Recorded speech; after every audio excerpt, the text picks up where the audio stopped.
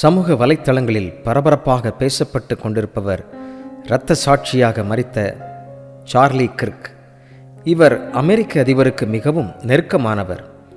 உட்டா வேலி பல்கலைக்கழகத்தில் கூடியிருந்த சுமார் 3000 இளைஞர்களுக்கு குரல் கொடுத்து பேசும்போது துப்பாக்கிச் சூடு மூலம் கொல்லப்பட்டார்.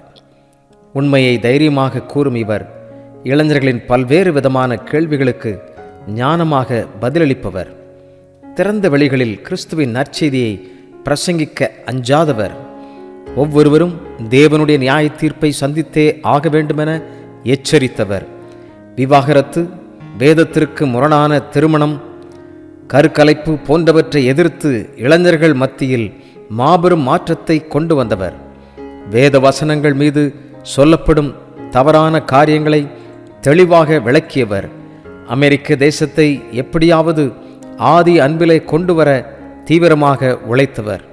இவரது மரணம் திருச்சபைகளுக்கு மிகப்பெரிய இழப்பு. வேதம் கூறும் சத்தியத்தை உரக்க சொல்ல நாம் ஆயத்தமா? இரத்த சாட்சியின் வித்து சார்லி கிர்க்.